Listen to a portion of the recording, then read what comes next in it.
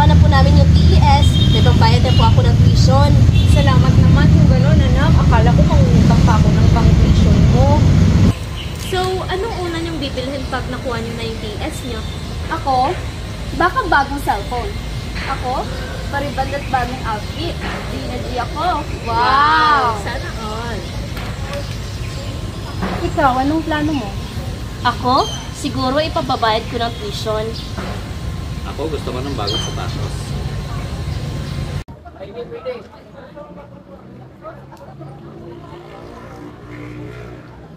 Hoy! Huwag ka mag-let! Kapit, boss!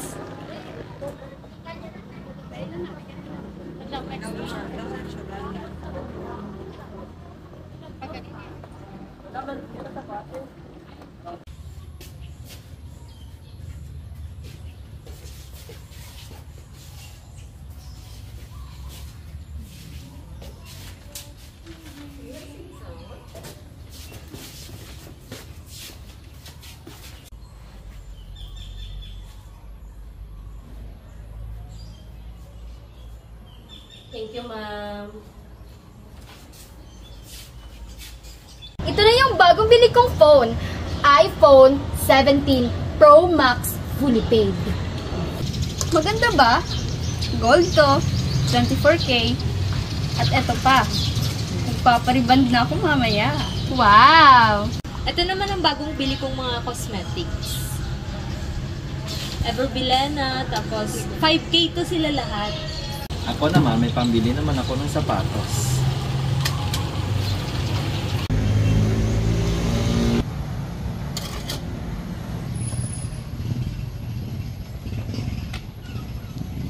Anak, wala ka bang ibilhin sa nakuha mong pera? Yung mga kaklase mo nasa mall, yung iba nagta-travel pang araw. Muna, inay. Sa ngayon, mas unahin muna natin yung mas importante. Dansuan po.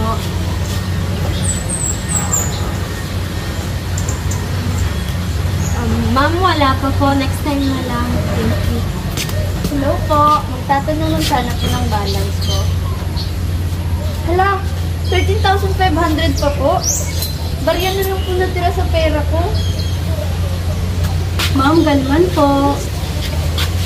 10,000? Hala, clearance na! Wala pa akong pambayad ng tuition ko! Eh, sana tayong kuhay, wala na yung pera ko. Excuse po, excuse. Good morning, ma'am. Endoso po. Pagbabayad ko ng tuition. 1, 2, 3, 4. 4,500 po, ma'am. Yes! Nakabayad na ako. Hindi masamang gumastos, pero mas mahalaga ang matutong magplano. Ang financial literacy ay hindi lamang para sa mga may trabaho. Simulan mo na habang estudyante ka pa. Sa bawat pisong hawak mo, may direksyon na patutunguhan. Luho o pangarap. Hindi dapat sayangin ang oportunidad mo para sa edukasyon mo. Piliin ang pangarap. Piliin ang kaalaman. Piliin ang pagiging wais.